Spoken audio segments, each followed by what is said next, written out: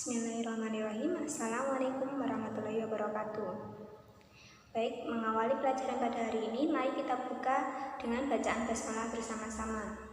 Bismillahirrahmanirrahim. Sebelum masuki pada pelajaran, kita presensi dulu untuk hari ini. Apakah ada yang izin sakit atau izin yang lain? Tidak ada. Alhamdulillah lengkap ya.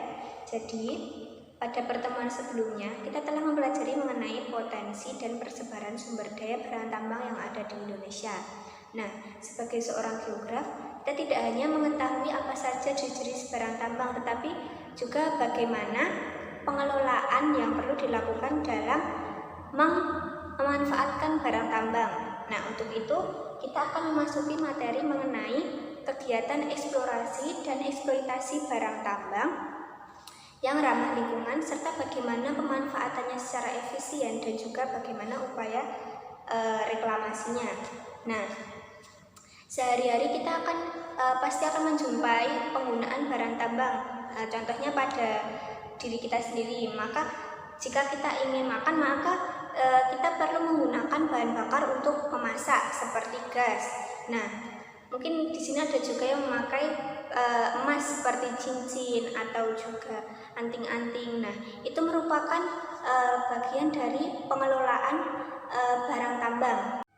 Nah, karena kita mempelajari geografi, tentunya kita tidak hanya mengetahui bagaimana cara memanfaatkannya atau telah menjadi barang jadi, tetapi kita juga harus mengetahui bagaimana dalam pemanfaatan ini tak lepas dari alam sebagai penyedia sumber daya.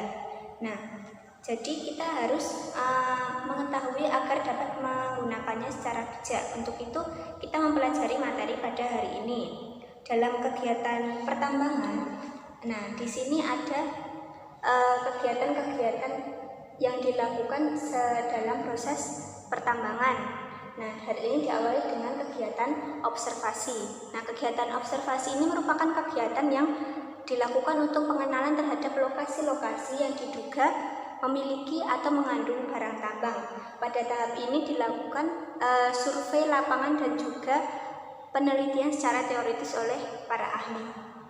Jika telah diketahui di lokasi tersebut mengandung barang tambang, maka selanjutnya yaitu pada tahap eksplorasi. Nah, setelah diperoleh kepastian bahwa lokasi tersebut mengandung barang tambang, maka selanjutnya yaitu melakukan upaya penyelidikan. Nah, upaya penyelidikan ini bertujuan untuk menentukan bagaimana bentuk, sebaran, kuantitas, dan kualitas dari adanya barang tambang tersebut, sehingga pengelola nanti dapat mendapatkan informasi bagaimana sarana prasarana yang dibutuhkan ketika kegiatan penambangan, kemudian biaya yang diperlukan, kemudian kedalaman dari jebakan barang tambang, dan juga jumlah material yang dapat ditambang, sehingga pengelola dapat merencanakan kegiatan pertambangan lebih lanjut seperti itu. Nah, kemudian yang terakhir yaitu kegiatan inti atau kegiatan eksploitasi. Nah, kegiatan eksploitasi ini merupakan tahap pelaksanaan penambangan sesuai dengan rencana yang telah disusun pada kegiatan sebelumnya. Nah, berdasarkan kedalaman atau jenis tambang, tahap eksploitasi ini dibagi menjadi 3, yaitu penambangan terbuka, penambangan tertutup, dan juga pengeboran. Nah, pada penambangan terbuka ini dilakukan dengan cara membuka lapisan tanah di area deposit barang tambang atau lokasinya yang dekat dengan permukaan bumi, sehingga barang tambang dapat mudah diambil atau dengan cara menggeruk lapisan paling luar dari permukaan bumi. Biasanya penambangan terbuka ini dilakukan pada jenis barang tambang yang wujudnya padat seperti batu bara, kemudian pasir kuarsa, batu marmer, dan juga sebagainya. Nah, contohnya yang ada di Indonesia sendiri itu mungkin ada di Jayapura ya, yang ada di penambangan emas. Jadi contohnya penambangan terbuka adalah seperti ini. Jadi ini merupakan lapisan paling atas dari permukaan bumi sehingga mudah untuk dikeruk. Nah, ini contoh dari alatnya ya. Prosesnya dilakukan seperti ini. Nah, karena lokasinya yang dekat dengan permukaan bumi, maka biaya dan waktu yang dibutuhkan ini lebih sedikit. Untuk selanjutnya yaitu mengenai penambangan tertutup. Nah, ini berbeda dengan penambangan terbuka ya. Penambangan tertutup ini dilakukan dengan cara menggali atau bahan galian ini memiliki kedalaman yang relatif dalam dari permukaan bumi. Untuk itu perlu dilakukan penggalian atau pembuatan terowongan baik secara horizontal maupun vertikal untuk mencapai bahan galian. Nah, biasanya untuk penambangan tertutup ini dilakukan untuk barang tambang yang wujudnya baik padat, cair maupun gas. Nah, tentunya dengan penambangan tertutup ini resikonya lebih tinggi karena biasanya penambangan dilakukan seperti ini, pembuatan terowongan yang muat untuk 1 atau 2 orang dalam kegiatan penggalian. Nah, risiko yang ada dalam penambangan tertutup ini seperti mungkin bisa ketika terjadi longsor, maka orang yang berada di dalamnya pun juga sulit untuk keluar seperti itu. Jadi untuk penambangan tertutup ini risikonya lebih tinggi dan juga biaya yang diperlukan pun lebih besar dan juga waktu lebih lama. Kemudian yang terakhir yaitu eksploitasi dengan cara pengeboran. Nah, pengeboran ini dilakukan dengan cara mengubur batuan sampai dengan mencapai jebakan barang tambang. Nah, pengeboran ini dapat dilakukan untuk baik di darat maupun di lautan. Biasanya untuk pengeboran minyak seperti itu. Jadi kan di sana perlu diolah lebih lanjut dengan cara dibor seperti itu. Jadi untuk pengeboran yang dapat dilakukan contohnya seperti ini. Ini merupakan pengeboran minyak bumi yang ada di laut atau biasanya disebut dengan offshore. Oke, sebelum memasuki pada materi selanjutnya mungkin ada yang ingin ditanyakan? Tidak ada. Oke, kita akan masuk pada bagaimana cara eksplorasi dan eksploitasi barang tambang secara ramah lingkungan. Hal ini diatur dalam Undang-Undang Nomor 4 Tahun 2009 mengenai pertambangan mineral dan batu bara, di mana pada wilayah penambangan dapat dilakukan eksplorasi dan eksploitasi yang mempertimbangkan 4 aspek. Mungkin sebelumnya dia telah mempelajari. Boleh, Mbak Dia? Ya, dalam melakukan aktivitas pertambangan tentunya harus mengupayakan 4 aspek ini, yaitu aspek ekologi, ekonomi, sosial budaya, dan berwawasan lingkungan, di mana dalam kegiatan penambangan yang ramah lingkungan tentunya sebagai pengelola harus mendayagunakan barang tambang yang dimanfaatkan untuk sebesar-besarnya kepentingan rakyat, sehingga dapat juga memperhatikan kelestarian fungsi lingkungan dan juga keseimbangan hidup. Kemudian kita juga sebagai pengelola harus mengolah barang tambang dengan baik dan memelihara daya dukung lahannya.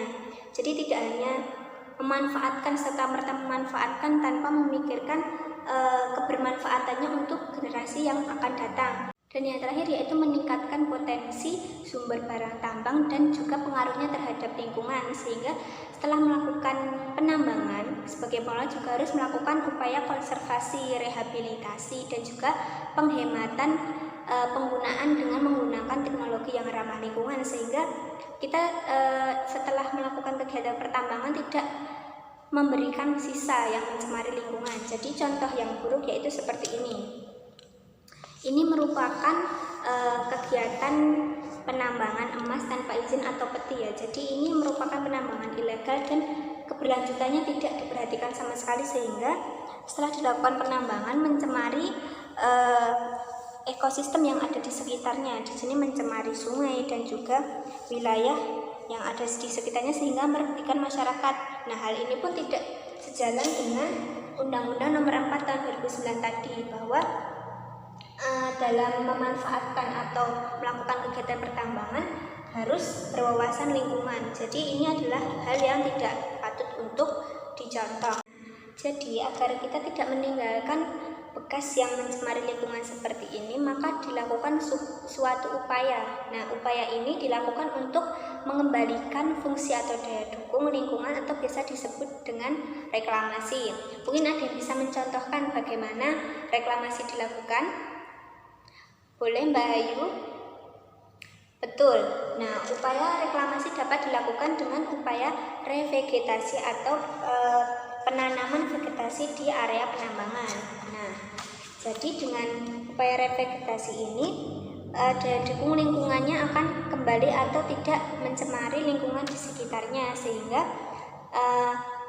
dalam kegiatan selanjutnya ini dapat berkelanjutan, baik untuk dimanfaatkan atau diolah oleh masyarakat kembali atau juga dikelola lebih lanjut oleh pengelola atau perusahaan barang tambang sebelumnya, sehingga manfaat dari penambangan ini tidak dirasakan oleh pengelola saja tapi juga bagi masyarakat sekitar.